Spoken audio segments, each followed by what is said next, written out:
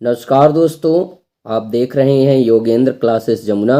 और आज हम करने जा रहे हैं कक्षा 10वीं सामाजिक विज्ञान का पहला अध्याय यूरोप में राष्ट्रवाद का उदय का क्विकली रिवीजन, जो आपकी अर्धवार्षिक परीक्षा 2025 के लिए बेहद महत्वपूर्ण है। तो बिना समय गवाए चलिए शुरू करते हैं इस पूरे चैप्टर का एक एक पॉइंट रिवीजन। फ्रेंड्स, हमारा जो पहला पॉइंट है हमारे इतिहास के पहले चैप्टर का, वो है फ्रांसीसी क्रांति और राष्ट्रवाद का विचार। क्रांति का मतलब होता है किसी चीज़ में अचानक परिवर्तन आ जाना या बदलाव आ जाना ही क्रांति है। वहीं अगर हम राष्ट्रवाद की बात करें तो देश के प्रति एकता की भावना ही राष्ट्रवाद और प्रेम की भावना ही राष्ट्रवाद कहलाती है। एकता और प्रेम की भावना राष्ट्रवाद है। तो बात करते हैं सबसे पहले 1789 की फ्रांसीसी क्रांति की। यह क्रांति स्वतंत्रता यानी कि लिबर्टी इंग्लिश में बोलेंगे, समानता, बंधित्व के विचारों पर आधारित थी। किस पर आधारित थी यह क्रांति? स्वतंत्रता, समानता और बंधित्व के विचारों पर आधारित थी। राजा लुई 16वां के शासन के खिलाफ लोगों ने विद्रोह किया। फ्रांसीसी संविधान बना जिसने सम्राट की शक्ति को सीमित कर दिया और लोगों को अधिकार दिए। फ्रांस में अब नागरिकों के अधिकार और राष्ट्र की एकता का विचार फैलने लगा था, यानी कि अब लोग राजा के बजाय राष्ट्र के प्रति वफादार होते जा रहे थे। तभी से तो लोगों में राष्ट्रवाद की भावनाएं विकसित हुई। वहीं पे दूसरे पॉइंट की बात करें, यूरोप में राष्ट्र की अवधारणा। फ्रांस के बाद सवाल उठा, राष्ट्र क्या है? अब यूरोप में राष्ट्र का मतलब था ऐसे लोगों का समूह जिनकी भाषा, संस्कृति और इतिहास समान हो। ठीक है, जिनकी भाषा, संस्कृति और इतिहास समान हो वही राष्ट्र है। लेकिन यूरोप में 19वीं सदी की शुरुआत में कई जगह राजशाहियाँ थीं, जैसे ऑस्ट्रिया, प्रासा, रूस, जहाँ कई भाषाएं और जातियाँ थीं। इसलिए यूरोप में राष्ट्रवाद का विचार आसानी से नहीं फैला। इसके लिए लंबा संघर्ष करना पड़ा। फ्रेंड्स, हमारा तीसरा पॉइंट है इटली का एकीकरण। फ्रेंड्स, इटली बहुत सारे छोटे छोटे राज्यों में बटा हुआ था, जैसे सर्डिनिया, सिसिली, लोम्बार्डी आदि। यहाँ के 3 प्रमुख नेता थे। मैजिनी, जिसे ज्यूसेप्पे मैजिनी बोलते हैं, जिसने यंग इटली संगठन बनाया था इटली के एकीकरण के लिए। दूसरे थे कैबूर यानी काउंट काबूर, जिसने राजनैतिक तरीके से इटली का एकीकरण किया। और तीसरे प्रमुख नेता थे गैरीबाल्डी, जिन्होंने सहस्त्र संघर्ष से दक्षिणी इटली को जोड़ा। और अंत में 1861 में विक्टर एमेनुएल द्वितीय के नेतृत्व में इटली का एकीकरण हुआ।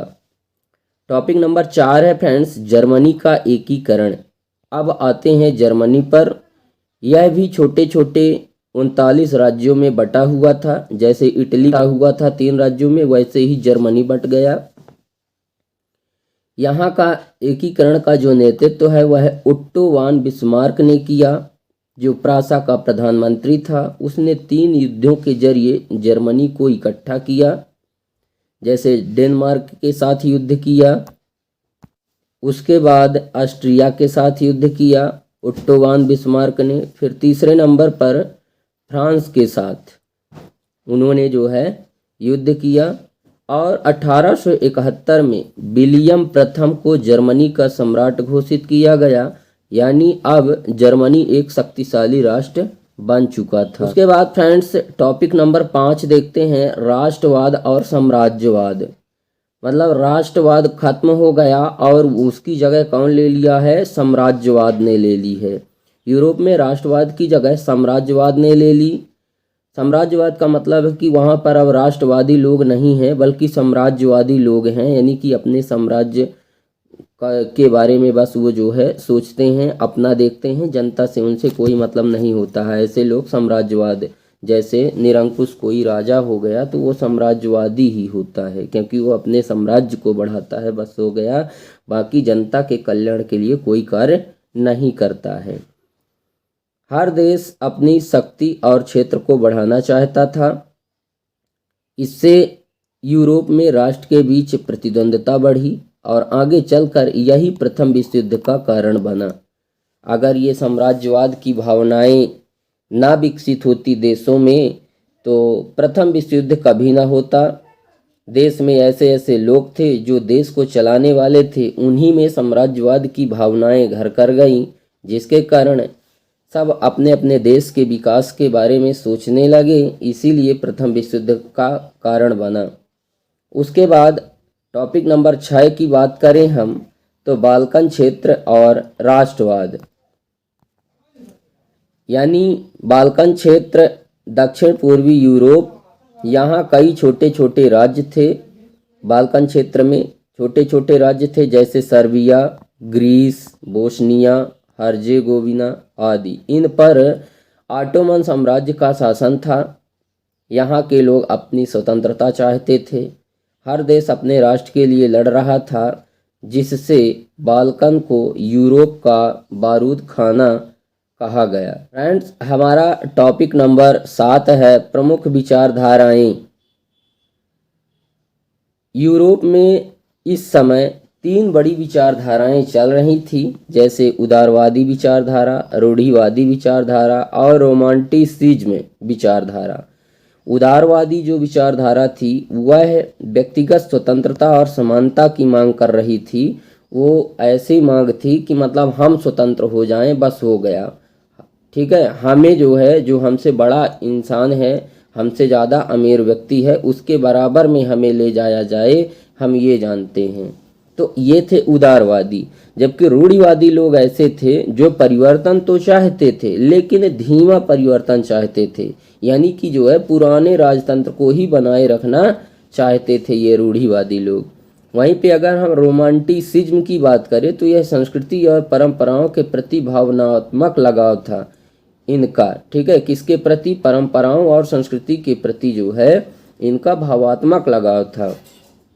इन विचारों ने मिलकर राष्ट्रवाद को और मजबूत बनाया। फ्रेंड्स, वहीं पर टॉपिक नंबर 8 की बात करें, परीक्षा के लिए महत्वपूर्ण प्रश्न हैं।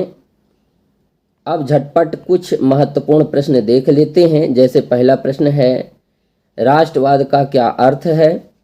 दूसरा प्रश्न है फ्रांसीसी क्रांति ने राष्ट्रवाद को कैसे बढ़ावा दिया।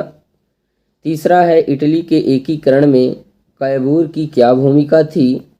आगे देखेंगे। चौथा नंबर प्रश्न है जर्मनी के एकीकरण में बिस्मार्क का योगदान बताइए। पांचवा है बाल्कन क्षेत्र को यूरोप का बारूद खाना क्यों कहा गया। फ्रेंड्स, ये सारे प्रश्नों के जो उत्तर हैं उनकी जो थ्योरी है मैंने आगे पढ़ा दिया है। अगर आप इन पांचों ही प्रश्नों के अच्छे से अगर आपने जवाब दे दिए तो आपके 3 से 5 अंक पक्के हैं। तो दोस्तों, ये था यूरोप में राष्ट्रवाद का उदय अध्याय का पूरा क्विक रिवीजन। अगर वीडियो अच्छा लगा हो तो लाइक, शेयर और चैनल को सब्सक्राइब जरूर करें, ताकि आपको ऐसे ही और अर्धवार्षिक परीक्षा के महत्वपूर्ण वीडियो सबसे पहले मिल सकें। धन्यवाद दोस्तों, जय हिंद।